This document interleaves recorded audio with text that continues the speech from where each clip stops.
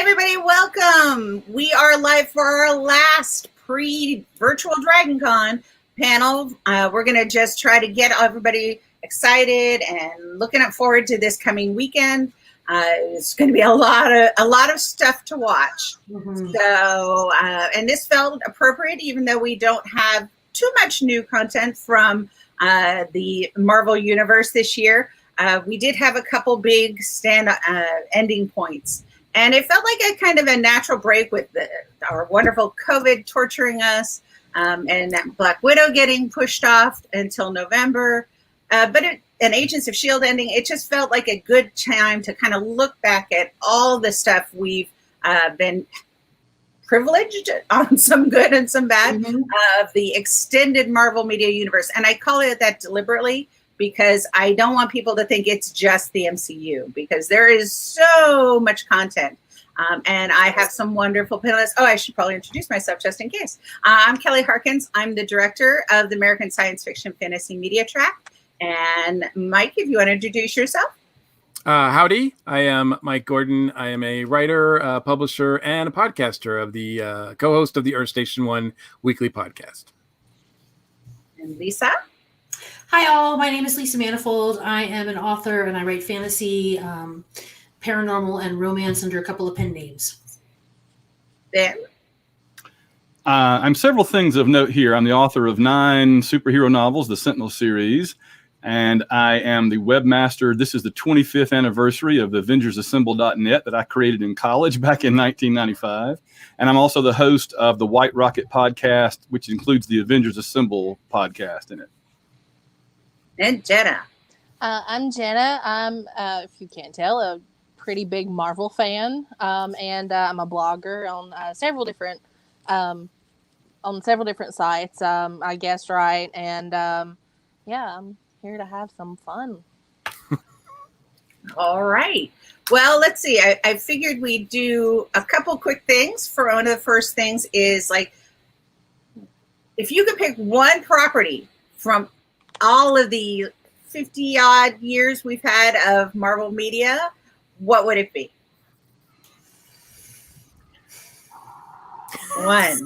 One. So tough. Ask. I will go ahead and go first. This is tough, but I'm just thinking over the last 10 years. For me, it would probably be Ragnarok, because I loved the big departure from what we'd been seeing before. Not like I had any problem with the way that MCU was going, but I really loved the vibe of Ragnarok. Like, there was something about it. Don't ask me what it is. I can't tell you what it is. That I just really loved. That I thought was such a fun movie. Even if it was dealing with, slightly heavier themes, I loved the movie itself. Well, I will say that while I think that obviously Infinity War and Endgame is a masterpiece, and it would be hard to pick anything else just in terms of, objectively. Subjectively, Iron Man has always been my favorite.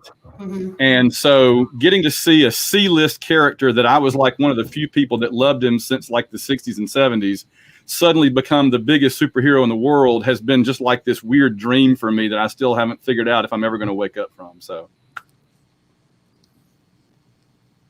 do we really have to answer this by the Cap stuff behind me? I'm going to say the Captain America trilogy. But that's 3. So dang it. Okay. Let's see. Of the 3, the Winter Soldier. I really like that one. Of course, you get a more in-depth look at, who the Winter Soldier is. And of course, I hadn't read the comics at this point, so that was a big shocker for me. But no, I really liked how it was kind of like the 70s spy kind of movie that the Russo brothers brought in. And it wasn't anything that I had seen before then. So this is the correct answer, Jenna. You win. I am a Spider-Man guy. Spider-Man brought me to the dance back, the 60s cartoon, as well as the Electric Company brought me to the dance, right? The first Spider-Man movie, the first Sam Raimi Spider-Man movie, holds a dear place in my heart because it was something that I've been waiting for my entire life. And But as much as I love that one, I think I'm going to go with Homecoming, because Homecoming, I really felt like this is the Spider-Man I've waited my entire life for. I thought it was before, but nope, this is the one. This is actually the one in the universe he belongs in. And yeah, I love those movies a lot. Well, I'm going to break trend here for you guys. You're all sticking nice and safe in the MCU. I will have to say the first season of Jessica Jones. So, because it just Yes. so mind-blowing, such a departure from a lot of what we've seen, and it was very intimate and brutal and amazing. So that's my choice. So sweet. So that we were kind of all over the board there. Yes, we were. All right. So one of the questions I asked you all before we started this is, which Spider-Man is your choice? Since Michael kind of led us here. Well, yeah, I think I already, Tom Holland is doing such a great job. He's my Spider-Man. I really did think it was Tobey Maguire. And then the third movie happened. And then not Garfield, not Garfield, Mike. Garfield was okay. Garfield was okay. I love Garfield. Yeah, I don't have a huge problem with him. But man, Tom Holland just is great as both Peter Parker and Spider-Man, because you have to nail both of those characters, and to me, he brings both of them to life in a way that nobody else has. Any other thoughts? I'm gonna agree with Tom Holland, but I'm gonna say I loved the movie starting with Tobey Maguire, and they kept getting better, and then they did Andrew Garfield, and I thought, I don't know, and I ended up loving Andrew Garfield, and then they said Tom Holland, and I was like, oh. And I agree. I think those are the best. I absolutely love them. They're not like, they are right where he needs to be in his attitude and how he's like so cheerful. I love that about him. The standard saying is, Maguire made a great Peter Parker, Garfield made a great Spider-Man, and Tom Holland does both. Yeah, and I agree think with that's that. fair. But I do want to give a shout out to my man Nicholas Hammond in the Spider-Man costume, jumping in a Ford to drive across town rather than web swinging, because special effects were limited in the 70s. So he hops in a car and drives as Spider-Man. I'm just like, that's the best right there, man. Imagine Spidey driving by you in the fast lane. You're like, but that's reality. That's reality. If the special effects weren't good, what are you going to do? You're going to get in the car and go. We're talking the 70s. They weren't great then. No. Yeah. They had their high moments, but not special effects. Yeah. No, you guys have hit it. I really like Tom Holland. He's fresh and fun, and he brings a lightness to ultimately, like the especially with the Marvel Cinematic Universe, that we don't see in a lot of the characters. But I have to say, I absolutely love Jake Johnson as Peter B. Parker in Into the Spider-Verse. He's got this old man weariness that I can really relate to, especially nowadays. And he's just like, he's been through the tough times, but he's just rolling with it now. I thought Into the Spider-Verse was great. I would have never thought I would have loved that movie that much. Yes. Spider-Verse. Oh, good. Sure. So very good choice. Good choices. Yeah, I'm with you guys on the whole Tom Holland thing. When they first announced it, I was like, really? Do we need another Spidey already? Let's force it in there because we, Sony's given us permission, but he's embraced it. And at least we didn't get the origin story again, right? Yeah. This time they said, you know what? Everybody in the world that's going to movies already has seen this twice. Let's just like with the Hulk, right? They did the same thing with the Hulk. Die again. No, Lord, no. Okay, we're gonna jump gears. Since we have Jenna here as our now, I won't say resident Captain America fan, but if you had to pick one Jenna, from everything from all of the movies, from just any sequence that ties in even to him, what would it be? Oh man, I'm not too familiar with, especially like the '90s movie that came out. But I'm You're lucky. really thank Ruh-roh. you, thank you. But no, I think out of all the MCU movies, the first Avenger is my favorite because it is Steve's origin story. And we get his background from, a scrawny 20-something kid in Brooklyn to the super soldier, and the progression from being Steve Rogers to Captain America, although he didn't lose his Steve Rogers. That's my ultimate favorite. Anyone else? Yeah, I think that and I do appreciate that. I appreciate that about the first Avenger. It's not my favorite MCU movie by any means, but because the Red Skull to me should be just short of Darth Vader and Doctor Doom, and I thought they kind of shortchanged him a little bit in terms of the villain. But I think the moment that I could watch over and over and over for a million years and never get tired of is the elevator sequence in the Winter Soldier.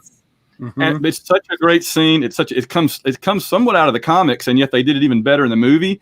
And then, of course, they even revisited it with a different twist in Endgame. And I'm like, brilliant. Just to show you, there's another way it could go that was also insanely cool. So yeah, I absolutely love that scene.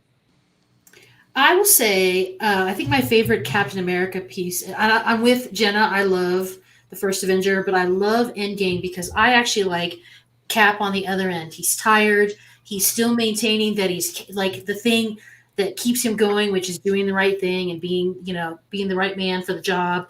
But he is world weary, and he is looking for a way to balance that realism with what, particularly in Endgame 5 years later, with who he is. And I love, he does not parade his struggles, which I love.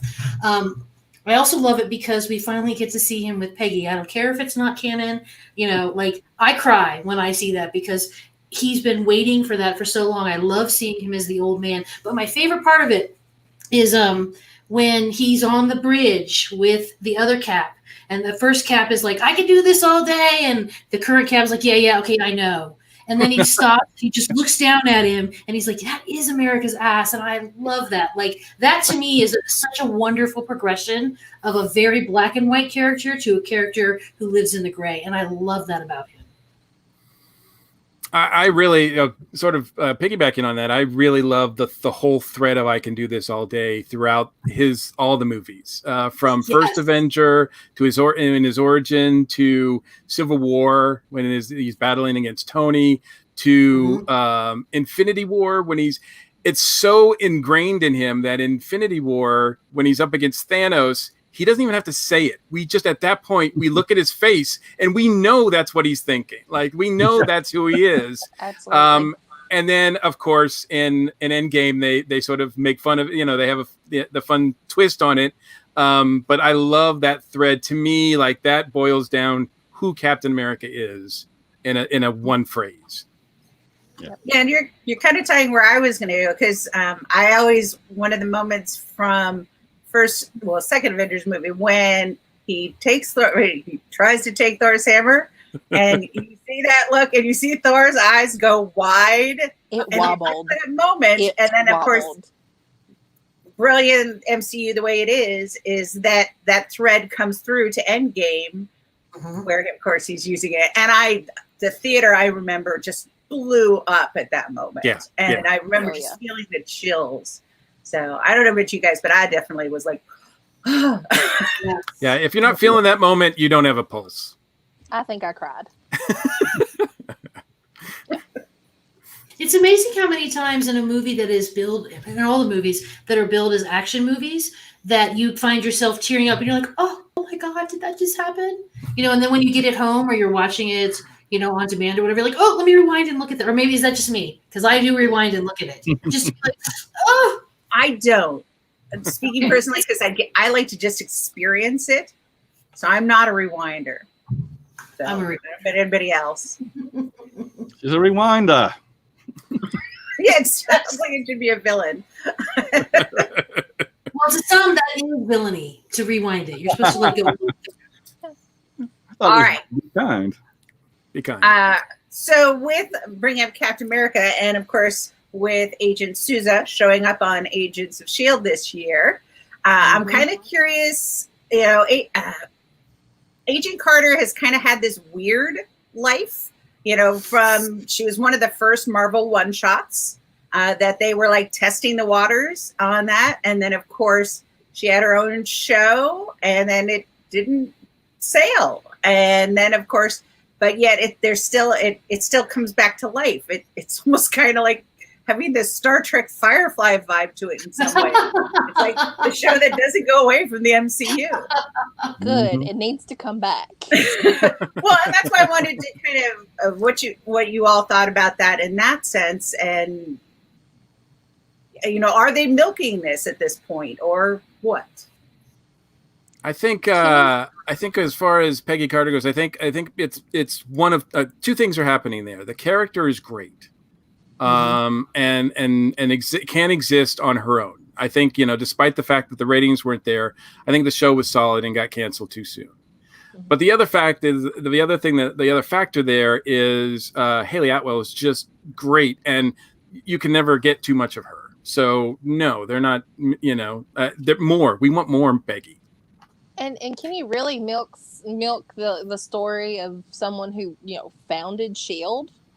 I think we need some more with that. You know, we have a disconnect between when she was still just an SHR agent to her becoming the director of SHIELD, and so it's something that I want to see that progression from the SSR to, you know, how she started SHIELD. You know, her and Howard trying to pull everything together, and then it's progression on through, you know, through now. Give me like a million seasons of it and I'll be happy. Well, because there's so much more that goes on with SHIELD. Like, we tend to see SHIELD through the lens of whoever the main character is at the point, whether it's one of the individual characters' movies or even the Avengers movies. You tend to see SHIELD through their point of view, which is not always positive. Like, they don't always have the warm and fuzzies. So I liked it because it gave you a different aspect of SHIELD from somebody who was completely committed to it. Well, I think I think part of the problem, though, is that I think it's both a strength and a weakness of what Marvel's been doing, that they've been putting out these giant blockbuster movies and then competing with themselves with both Netflix type prestige series and network level series. So you've got like multiple tiers in terms of production value, actors, everything. And in a way, it's good because it gives you lots of different points of access and different types of shows. But on the other hand, some of them, you know, not the quality of the show, but just it comes across as not as big of a thing, you know. So if everybody's addicted to these giant movies, you're trying to promote these shows and say, oh, no, they're good too. And they are, but they're having to compete just in the minds of people. And, you know, even like the Netflix shows evolved over time. Peggy Carter's show, when it started, that was like a great new idea. But again, by the time it was done, you're thinking, is Marvel even going to do network shows anymore? I mean, SHIELD is going, but I mean, so it's almost like a multimedia thing that it competes against itself sometimes. And I think it made it harder on the lower, you know, tier shows than it should have been. That's a very valid point, I think, because there was lots of news reports about how the showrunners of Agents of S.H.I.E.L.D. had a lot of problems because, of course, production time that they had compared to production time in movies, trying to stay relevant and everything, that was always a big issue. And that's often, well, you know, we're going to talk a little bit about Agents of S.H.I.E.L.D. later, but yeah, absolutely. I will say I like you all. I love, you know, Agent Carter, and I agree that Haley Atwell has been a huge supporter, and she's done wonderful things trying to reach out for things. And actually, maybe she's also getting to an age where a Peggy who's trying to make the SSR and S.H.I.E.L.D. into something would be even more appropriate now. And yay for having older actresses doing things. So, absolutely. I got to say, one of the things that when I almost picked it as like my favorite moment, one of my favorite things from Agent Carter was that moment tying into Cap where she poured the blood into the water. And I thought that was like, it was a very transitional moment. It ties into everything with Cap and it ties into everything with her. And that was like the moment this series really hit for me. I was like, I mean, it was good before. It wasn't even at times. I think we got all agree, but yeah. So that's just my personal thought on that one. So, all right. Since we were talking about, we brought up Captain America piece, and since Van has stated, we'll let him start. Your best Iron Man moment or piece or section within everything. You know, I mean, it's hard for me because I love Iron Man so much, and then the movie Iron Man comes along, and on the one hand, he's hugely entertaining and hugely attractive to an audience and becomes the biggest thing ever. And that thrills me. But on the other hand, he's not the Iron Man I ever knew. He's a completely different character from the one in the comics up until that point. He's much more like Hawkeye with $1 billion than he is Tony Stark. You know, it was kind of honestly, let's be fair, he was kind of a boring character for most of his career, you know. And so, you know, I look at like the first couple of Iron Man. Well, all 3 Iron Man solo movies are very uneven. I'm glad they exist, but they're not.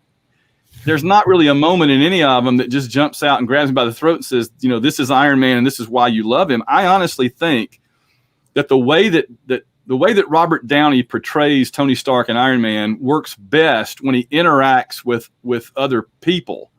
And he's good with Pepper. He's good with Happy. He's good with the robot in the lab, right? He's good with anybody. But at his best is when he's with somebody just as arrogant as he is. So, like, when he's bickering with the senator in Iron Man 2 is really good. But I think that probably the pièce de résistance of Tony Iron Man is when he's going up against Doctor Strange in Infinity War. That whole opening 30 minutes when it's him and Wong and Bruce and Doctor Strange, that whole sequence from the tuna melt to the fight in the park and Spider-Man shows up, I've watched that 100 times and I could watch it 1,000 more because he needs somebody to play off of that gives back just as much as he gives. And Doctor Strange absolutely does. And they call each other little names and stuff. And I'm just like, oh, this is so great. So, yeah. You mean when he says to Peter Parker, "Kid, you're embarrassing me in front of the wizard." Like, I love that whole thing. So right. There's so many lines like that. Yeah, yes. I would say for me, it was I'm with Van. I love that section with Doctor Strange. Like, he and Doctor Strange are never going to be besties or even, you know, close to besties. I love Iron Man 3 though, and this goes back to like what I love about in Endgame with Cap. I love the characters when they have their imposter syndrome. As a writer, like, we deal with imposter syndrome all the time, and so I love to see how superheroes who we don't think of as having imposter syndrome are dealing with their imposter syndrome. And he talks about how after New York, he's very, you know, anxious and he can't sleep and he's nervous and he's building, you know, suit after suit after suit because he can't. And I think my favorite part of that is when he interacts with the kid in the garage. I love that because that shows you what Tony kind of felt like, whether it is he was this way or not. To me, that showed me what he felt like as a kid. Like, he identified with that kid. Not that he was going to tell him or anything, but that he did. No, and that's Iron Man 3 was actually what the movie that humanized Tony for me. Mm-hmm. We see that he has his flaws, and he's owning up to these flaws now. And it's he's dealing a lot with a lot of the same emotions and regret and trauma that, you know, everyone faces. And to see him walking through that himself, it made him into a more well-rounded character, in my opinion. And especially the way he was with Harley there in the garage, you know, you could see that he has this depth to him that I hadn't seen before. Mm-hmm. Well, he keeps that very private. He's very private with that. Mm-hmm. I think it's pretty clear that over the first decade of Marvel MCU, Tony is the main character from the first Iron Man movie to the end of Endgame, and even Far From Home is the after effects of Tony's passing, right? So, he has a character growth arc throughout that whole epic story, where he finally, he's kind of like he's like Kirk in Star Trek 2, where he doesn't believe in a no-win scenario until Endgame, right? And that's when he finally faces that, finally becomes the self-sacrificing hero that Cap accuses him not of being able to be back in the first Avengers movie. It all comes to a head right at the end when he says, "I am Iron Man." And that is like the ultimate Tony Stark moment, I think. You stole my thing. Sorry. You don't have to go last all the time.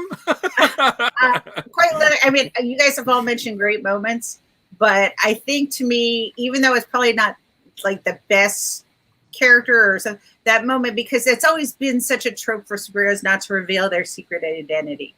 And just that standing up on that podium at the end of the first one and taking that ownership was just like mind blowing. I was like, whoa, and it says so much about the character too, at least in the way they do it in the movies, And it wasn't in the script. They just kind of, when Favreau and Downey got to the end of that movie, they're like, you know what? He would just say it because they'd gotten to know the character by that point. That's what I love is when you can break away from the script because you've come to know the character so well that you realize the script is wrong.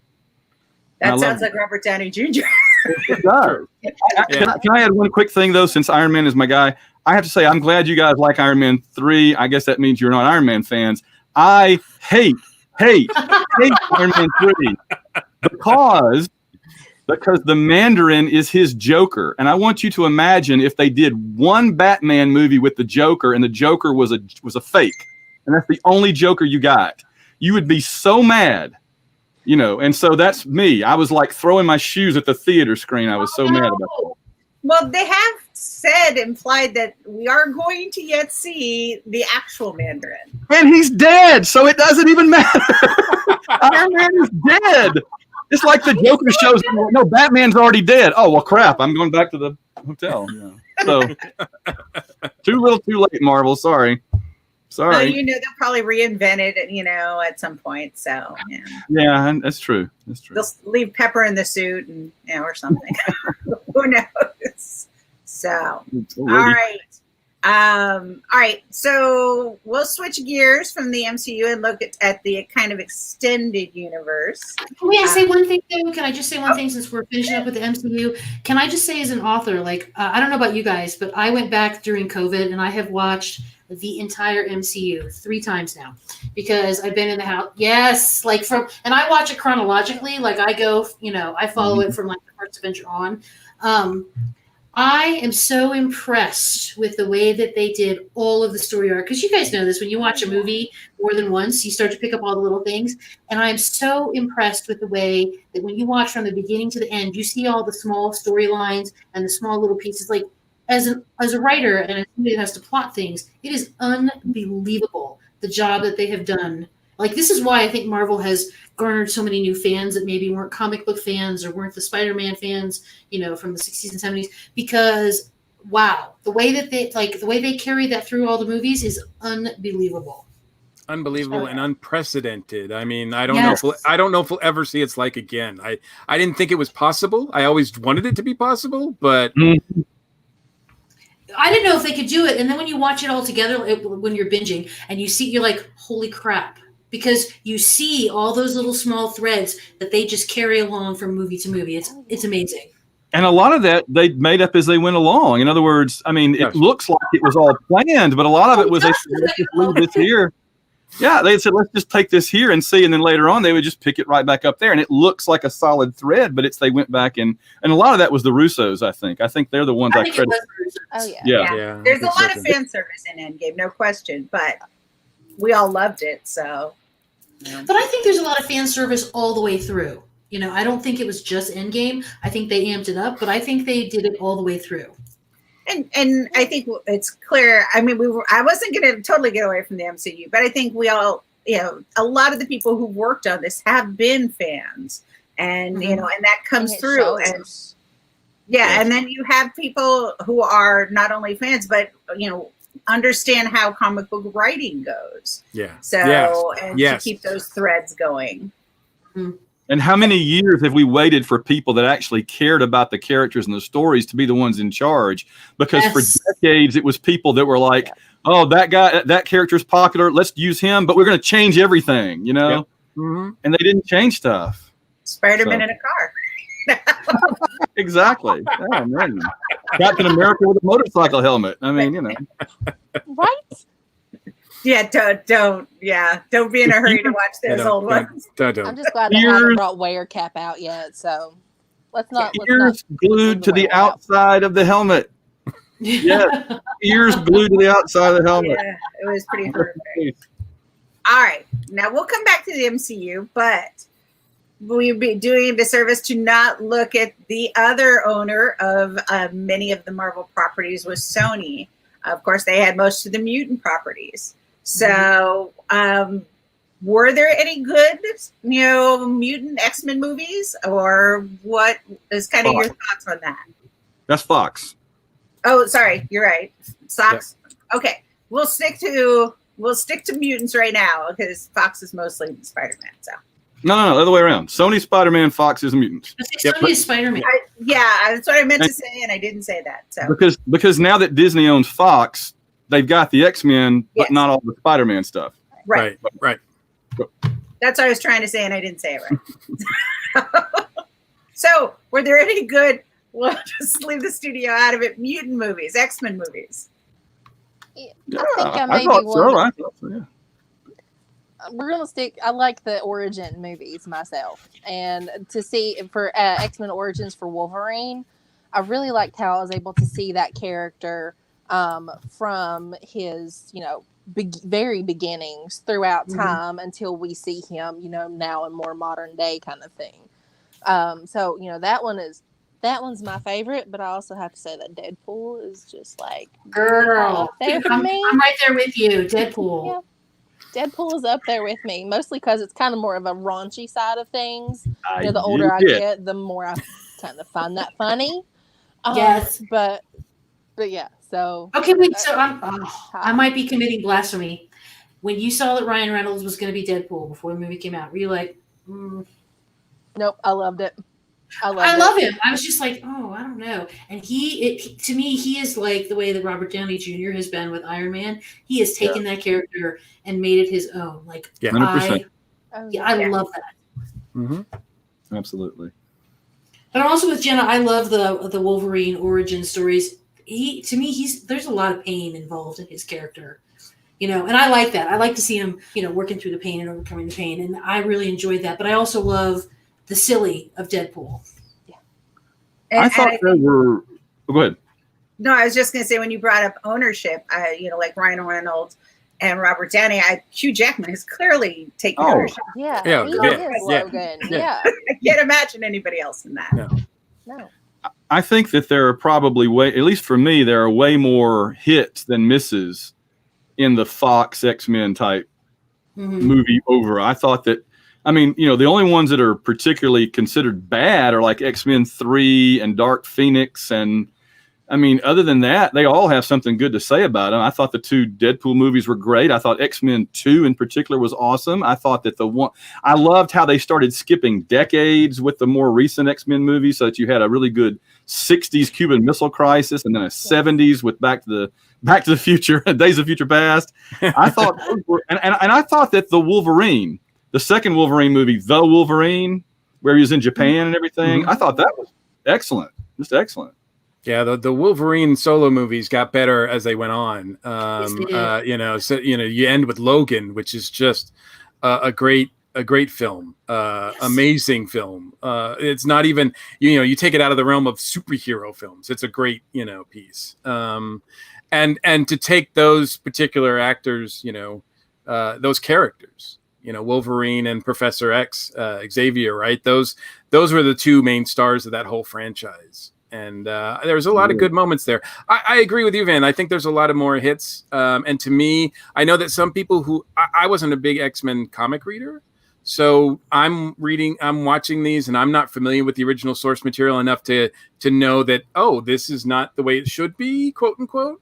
So I know that some fans have had issue with some of those movies, but I've found them to be pretty consistent with some pretty big highs and a couple of lows. I was reading Claremont Byrne X-Men when it started back in 76, 77.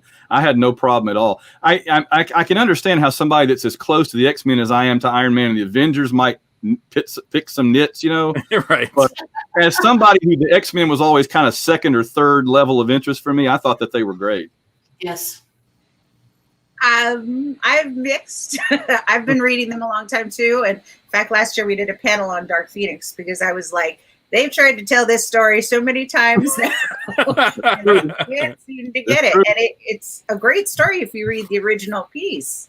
And none of them have tried to actually do that story now. And I wish they would.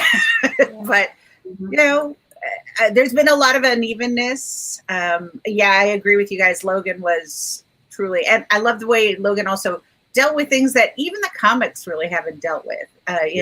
That whole like, what happens when the world's most powerful mind loses it? What do you do? So that I haven't, although they've dealt, of course, with Legion and some other things that have brought up, mental illness within and superpowers, but they haven't really gone into that aspect. So yeah, especially Logan in that sense. But I agree. There's a lot of uneven. I was a big X-Men fan, so I was kind of cringed at some points. In fact, I will admit to going and getting out of my house last night, and I saw New Mutants. So interesting. Okay. Is that a good interesting or a bad interesting? I can't. I will say I'm sitting on the fence there. Well, I don't want to get into a review of it, but I will say they were surprisingly true to some of the actual original material. I was like, whoa, and remembering when the New Mutants 1 came out and, kind of that aspect, I was like, oh, that's, so I had a couple surprises. Just to briefly, I think it just didn't know what kind of movie it was. And it suffers because of that. So. But, I think the thing overall with the X-Men movies, just real quick, is that then now that Disney has them, and hopefully there'll be some sort of rebooting, I'm sure. But the thing that I never did get from them, which I think was always there in the comics, is that they're supposed to represent the disenfranchised, and I think that we could use a more than ever we could use a series like that really kind of explores that, and I hope that that they're able to pull that off at some form. Along those lines, actually, I was because we were talking about this when we saw New Mutants last night, and we're bringing up, and of course now the name escapes me, the one series that they did last year, where it was Polaris and the one on FX, Legion. Yes, no, not Legion. Okay, Legion was just odd. This is one where they had the Mutant Underground and things like that. Is that true? Oh, I know which one you're talking about. The one on Fox. Yeah, that one. Yeah. The name is escaping me, and I'm just like, I know. I'm like, but what is it called? Maybe somebody will chime in and chat with it. But that one actually kind of dealt with the whole idea of mutants as disenfranchised. But that's really one of the few that has. Unless you look at the way Mystique often, was prone. They often, because she was one of the visible ones, being one she chose to be. But yeah, I think that is. But then we get back into if they're going to reboot it, which they've said, of course, they are, and fit it somewhere in the next phase, which will be interesting. But then we go back to like, how are they going to recast Wolverine? And of course, it's an essential part of the X-Men. So, That's true. But yeah, somebody said, I want to say it's New Mutants. And maybe it was, but that doesn't sound quite right. But maybe. So. Yeah, I wish I could think of it. I want to say it was like The Hunted or something, but I can't. Oh, okay. So here we will. So Mark Heffernan has said it was called The Gifted. The Gifted. Thank you, Mark. Yes. So, thank you. Mark. Appreciate that, because I was like, what was that one? So awesome. All right, thanks. But yeah, along those lines now, when we look at Marvel TV, like all the way, we can go all the way back to, as we were joking about the Red Brown stuff and things like that. What do you think was Marvel's worst effort? And I don't mean just Marvel, I mean anybody making Marvel properties, since we're kind of looking back here. Nobody ever wants to say the worst. In your opinion, that's okay. We were not going to linger on this. I'll do it quickly. I didn't like the Ed Norton Hulks. Nope. And I grew up on the Hulk. I love the Hulk. The Edward Norton. Excited. But the Ed Norton Hulks, I just thought, and I love him, but I was like, they just didn't do it for me. Wow, there's total silence now. No, I don't have that in with my Marvel collection. So it's not even in. Okay, so I don't feel so bad. No. Sometimes I skip that one entirely in my chronological rewatches. That doesn't go in mine. Nope. I don't like to say anything is the worst because for me it's everything as a whole, and it gives me like this more expanded kind of universe, and it all plays a part somehow. But oh wow, okay, we'll just go which one I like the least. And I hate to say it, but I'm not a fan of the Defenders. It was one thing that I liked all the shows individually, but when they came together, for me, it was I expected more, and I expected bigger from that. Yep. And then it just kind of fell. And then, of course, Netflix is not doing that anymore. So it seemed like a lot of people standing around in hallways for 6 episodes or something. That was the thing I had with it. It's like, okay, they're together, but they're just kind of like standing around. There wasn't a lot. I don't know. Netflix liked their hallways, no question. They did. How many fight scenes do we have in hallways? Oh Lord, no kidding. I think I'll say Iron Man 3 for reasons I've already stated was absolutely my low point in MCU. But honestly, I think the ones that disappointed the fans overall the most were probably the Garfield Spider-Man movies, because the bar had been set so high with Tobey Maguire. I don't think the Garfield movies were bad. I think people thought it would go to another level higher, and instead it was kind of a little bit lower. And it wasn't bad. It just kind of went, It was a rehash. Yeah. It felt like that. Yeah. I'm gonna say the Fantastic Four movies. I know that they're an easy pick because it's yeah.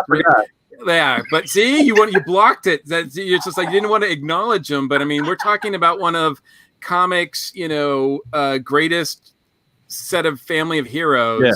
And they try and they try and they try and they can't get it right. They cannot get it right to save their life. And that's another property that hopefully, that it's back in Marvel hands, that they'll be able to do it proper justice. But those are painful. They're very disjointed. Like, to me, they're very with the Wolverine movies and the MCU now, you see them like it flows, but the Fantastic Four do not. No. Yeah, I mean, even like the heroes themselves are one thing, but they take 2 of the best villains in all of superhero comics, Galactus and Doctor Doom, and they treat them like they're just awful. Like they're horrible. Yeah, and I'm kind of that's definitely, there was so much stunt casting in a lot of that, so. Chris Evans is like the only good thing in those. Yep. I would have, beyond the abysmal. Abysmal. We've had. I think of the other bad series, which of course I was trying to remember earlier. Another one my brain skipped from. That's somebody brought up Green Lantern, but that's not Marvel. No. So can't hang that one on Marvel. No. Yes. I was trying to, and I've spaced it. You guys, I'm sure, will remind me of the Black Bolt series. Oh, Inhumans. The Inhumans. I was like, no, that's not. So the Inhumans, I think that probably was a mistake. The worst. I forgot all about that show, quite honestly. That was Marvel saying we can't get Fox to work with us like Sony is. Yep. So we're going to come up with our own mutants that are not mutants, they're Inhumans. Since we have the Inhumans, and it was when you base your plan on financial things rather than story things, that's what's going to happen. Yeah. And when you handicap half of the abilities. Now, I realize some of those abilities are pretty far-fetched, but like your main character can't talk through the entire show. You cut the hair off of the second lead. Yeah. That one was definitely a struggle. I thought that was right up there with, yeah. So that's my pick for that. They can't all They be need to winners. take another shot. They need to take another shot at it because the Inhumans are great characters. They just never really been done well. So I'd like to see Agents them. of S.H.I.E.L.D. did an amazing job with the Yes. Inhumans. Oh yeah, they And were I would they love were to half the see- show. Oh, yeah. Right. Absolutely. And we will get to AIDS and Shield. We don't have a lot of time. So we will do one last kind of shout out on MCU, and then we'll look at some of the Agents of Shield stuff. So best David, Bruce Banner, Hulk. Now, you guys mentioned, of course, that you did not like the Ed Norton. And what do you think was the best? And when we were going all the way back to when I say David Banner, of course, the old Incredible Hulk. Bruce Banner. Series. Ruffalo by a mile, and when he's a supporting character, he's not a good lead character in movies, but he's a great supporting character with Tony or whoever else. Oh, yeah. And I liked, what he brought to the role. And, there's a lot of dry humor in Ruffalo's in his acting, and it's so wonderful to see it with this like super intelligent scientist to have like this dry humor that is like, okay, is he joking? Is he not? I'm not sure. But no, Ruffalo is it for me. I'm another vote for Ruffalo. I love him. And by the way, I'm sorry, my dog is snoring, and I hope it's not coming through. Oh, he's awful. No, I grew up bad, are we? No, my cat's meowing at the door, so we're good. Okay, good. I love the Hulk of the 70s. Like, I grew up watching that with my dad, and I love that. But I think Mark Ruffalo has been the best one. I'm old school. I'm going to say Bixby. To me, no one's been able. You could say what you want about the show and how much of a superhero show it was or wasn't, but to me, Bixby. It's a great show. But to me, Bixby was the one that really, to me, expressed the cursedness of that existence and the conflict with himself in trying to get rid of it, and cure himself and all of that. Like though you could feel the weight on him more than any other actor, I think, that's portrayed him. I'm going to push back and say I don't know, because I think that Mark Ruffalo shows you that he carries a pretty heavy weight most of the time, and he's very low key about it, and he's not a whiner. But I always see that weight with him. Hmm. So yes, and we have somebody who's actually agreeing with you, Mike, here. So Trent is like that. Now, I will say one of the things that I have heard, I don't know this, just gossip, but my understanding was that actually Joss Whedon told Mark Ruffalo to bring out to look at the Bill Bixby version and to kind of channel that whole vibe is what he actually specifically asked him in when they did Avengers. That was my understanding. I don't know how true that is, but good advice. I think you can see that, to me at least. So, but just constantly play that piano music in your head over and over and over again, and that'll get you into character. And I think you can see a lot of love in the MCU for that show, because Lou Ferrigno has shown up how many times in these movies? So his little bag, and he's walking down the road. Yeah. Yeah, I think they probably should drop that little piano chords in there. So. Oh, that would be great to hear that again. Yeah. All right. So with the ending of Agents of S.H.I.E.L.D. happened not that long ago, so hopefully we're not spoiling anybody, but it was a couple of weeks at this point. I kind of want your thoughts on, since it kind of wraps up the whole phase one, and conveniently they were not, understandably, not dealing with anything on Earth, because how are you going to plot around Endgame? No, but I wanted to see what you all thought about the ending of Agents of S.H.I.E.L.D., how they tied it into the MCU and things like that.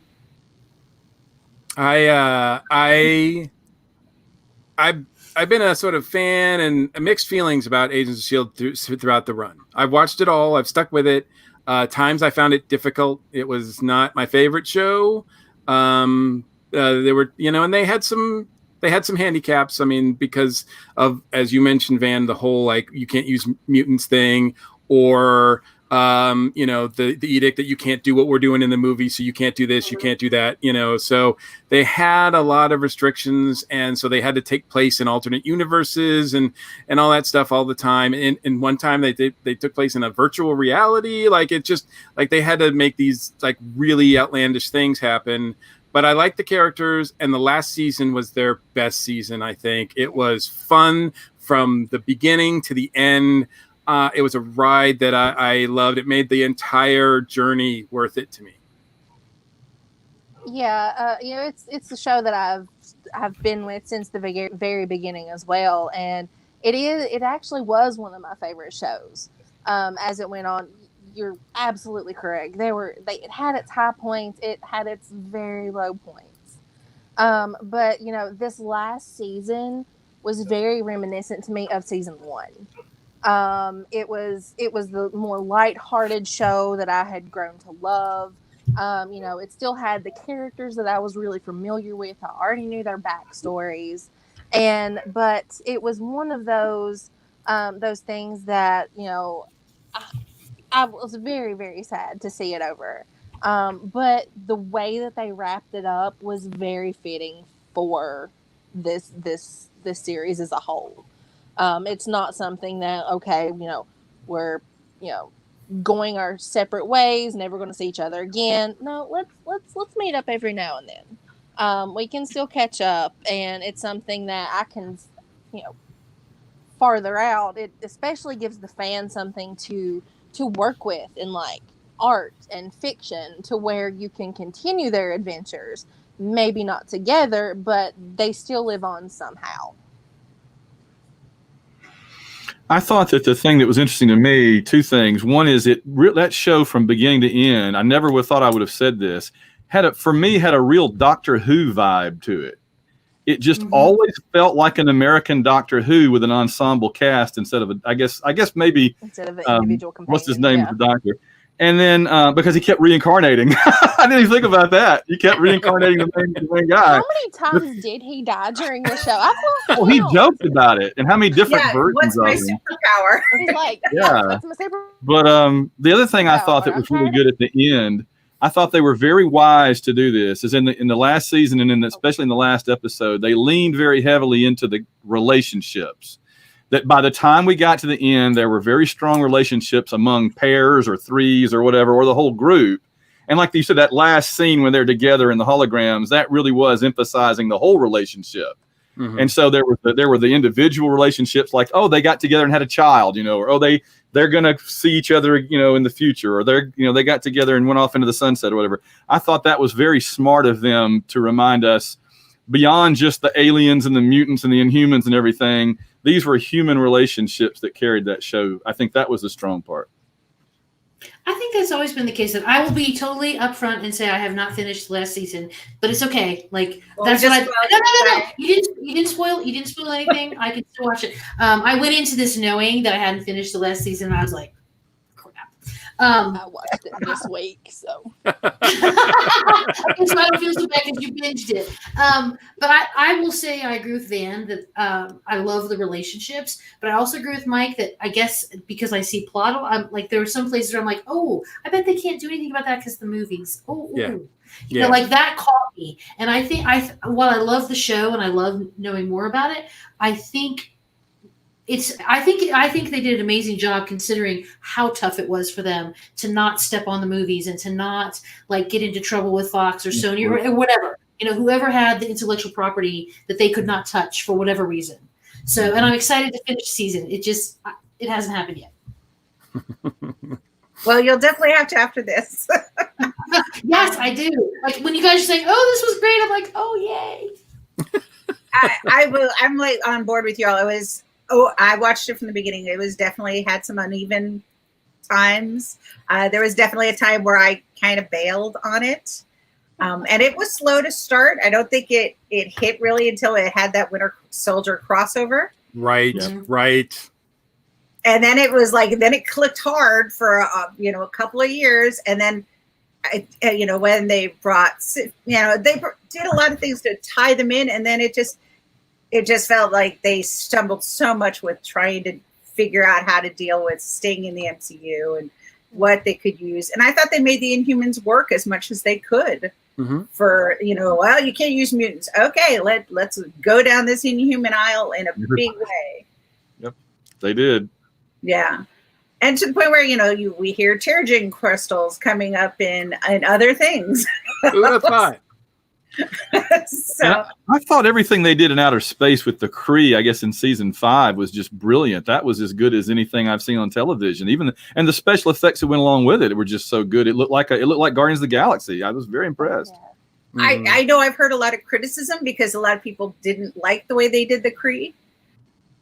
But you're talking a television budget too. So and if you're gonna what do you want? Into Captain Marvel, Yeah.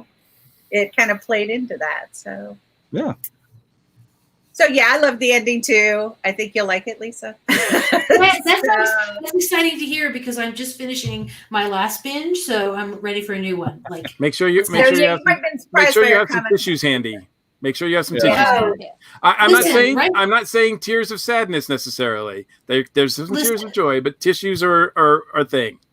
Any morning, I have tissues next to I don't know about you guys, but I watched Black Panther this weekend, and I sobbed like a freaking baby. So now I just know that I'm in a weepy state this year, and I just keep tissues on the side table because you never know.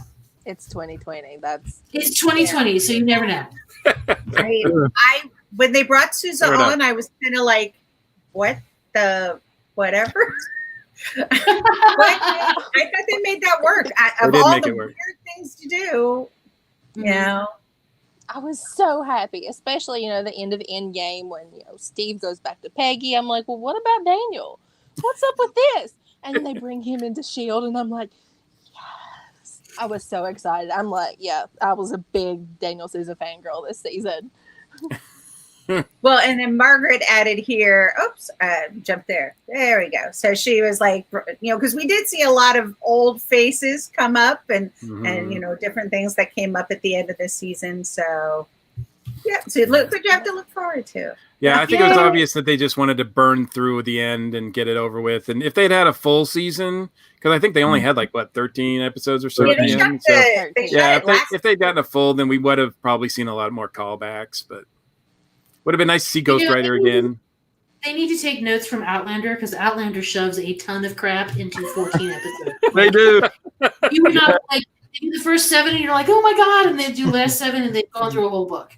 So, and they did actually a really cool shout out to Ghost Rider. And was it the end of the first half of the last season where they used that whole reference and used that as part of it. So, they've always been good also about threading when they could, based on a lot of the limitations they had. So, so if you could introduce somebody to the extended Marvel Universe, what one piece would you start them with? You knew they know nothing about comics and you wanted to get them interested. Because we have a lot of sentimental connections, so. I think I might just go with the first Iron Man or the first Captain America because those are kind of the two main characters, as it turns out, all the way through.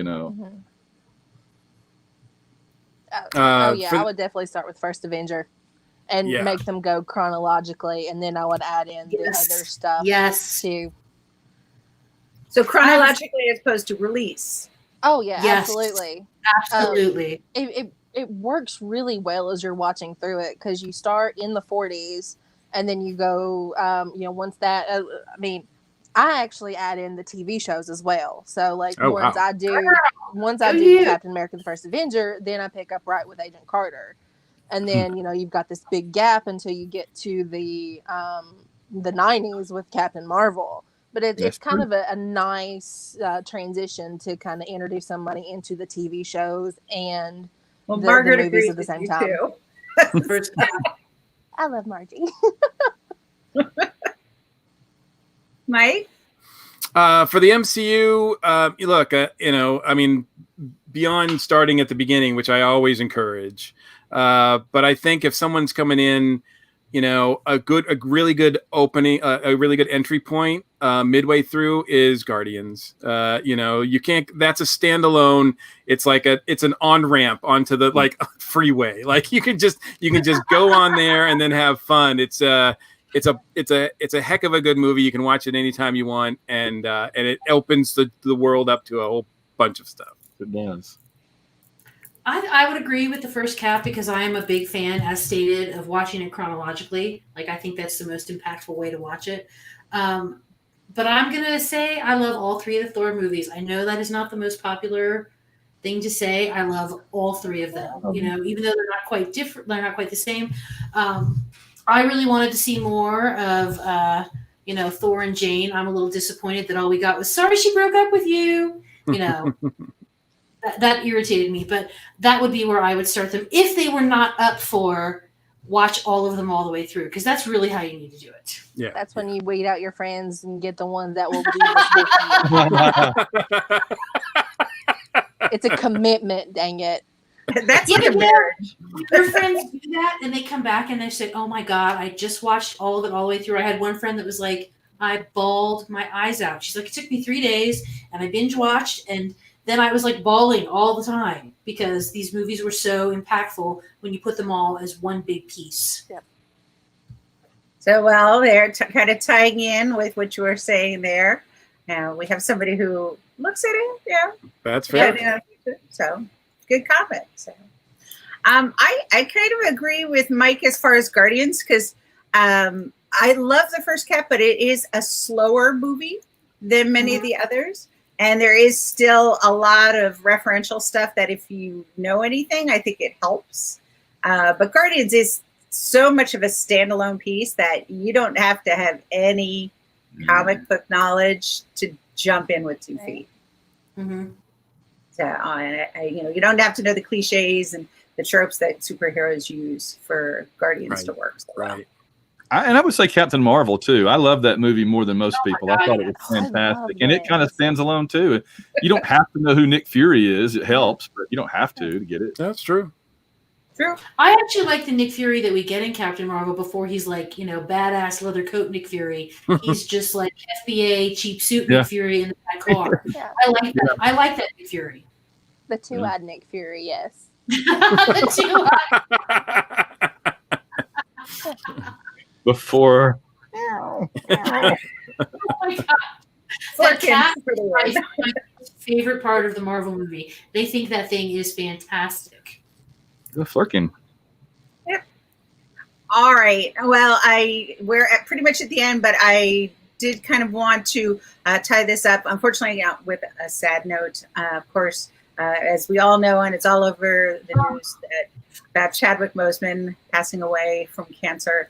And I know, of course, in competition with us, ABC was showing Black Panther tonight. I know I have actually been through cancer myself, not anywhere near like the kind he is. And I cannot even imagine doing what he did, going through chemotherapy, having known what that felt. So it's like, oh my God, and I just huge. Just hearing it, this stunned, and so I just wanted everybody's kind of like thoughts on Black Panther and Chadwick Boseman before we tie it up. Well, I just had the same thing he had, but I was very, very fortunate to be stage 2, not stage 3, and I was 51, not 30 freaking 6 or whatever. He was like 30. He was 39 when he was diagnosed. It's 4 years. Unbelievable. I mean, who would even think to check that? You know what I mean? They caught me at stage 2 because I was over 50 and they just thought they'd check it out. Can you imagine, why would anybody go get checked with no symptoms in their 30s? So it just, that put me on the floor all day yesterday or whenever. I was like on the ground. So the thought that he could then go and be doing all these action movies and stuff while going through all that, my wife was having to help me shuffle around the hospital floor for a week. So I'm in utter respect and amazement of that man. 100% agree. Like I said, I watched Black Panther last night, and just knowing that he was probably not feeling well when that was being filmed, I was just spontaneously crying because it was such sure. and he really made that character. It was such a powerful, dignified character. And it was just such a wonderful character. Talk about ownership. Like, he owned that character. Oh, Absolutely. absolutely. Yeah. That's going to be a Absolutely. hard one to And do. and especially now, I cannot remember which movie, if it was in Civil War, if it was in Black Panther, but there are so many of those quotes that he said during the movies that it's a different meaning now, because he was living through something that, I can't even imagine. And, just it takes on a different meaning. And to know that, when I watch it again, I will not be consolable. Not at all. Yeah, the fact that he was quietly suffering while he was a rising star, not just with Black Panther, but everything, with everything going on for the last 4 years or so, it just goes to show you why he was the perfect cast member to play T'Challa, and the fictional character and the real life character of Jackie Robinson in 42. Like, Yes. you can't imagine, like, the struggles that those guys go through. I mean, obviously he understood more than anybody probably could, and it's a huge loss. It's a huge loss. Absolutely. Absolutely. And there, somebody was chiming in, and that's a huge sentiment. Yeah. They're just, I don't know, the words are just not there.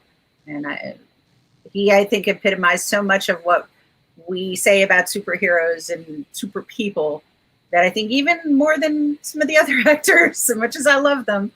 And I give him so much credit for that. I know he means a lot to a lot of people, even beyond us here. So, Absolutely. About a month before he died, a magazine published an article about him saying the future of American acting. Oh my A gosh. month ago. Yeah. Nobody had a clue. Nobody. sorry, Jenna. Totally under wraps. It's Like, that is 2020. It's an emotional year. 2020. But that also 2020, says a lot about the people around him, because none of them said a word. Like, we didn't hear anything. Yeah. It was even there were several directors even that had worked in and around the MCU and worked with Chadwick personally during certain segments and events, and like James Gunn said, I had no idea. And it's just astounding. I can't imagine working through all that. Like, that is mind blowing to me. He's an even stronger man than we ever realized. Yes. Yeah. 100%. No question. So, well, unfortunately, our time has come to an end. This was great. I really enjoyed it all. I enjoyed you all being here with us and sharing all your thoughts. It was wonderful to have that and be able to say goodbye to Chadwick Boseman like this, and to say hello to all of our friends out there, and to remind everybody that the Dragon Con Goes Virtual starts up Thursday. So it's going to be big 24/7 pretty much programming. Don't forget to check out the Discord. They have live games. There's a scavenger hunt. There so many things going on, just like Dragon Con itself. So please go out and check out all the resources. There is some wonderful stuff out there for you to go and enjoy and have a great time with. So on that note, we'll say goodbye.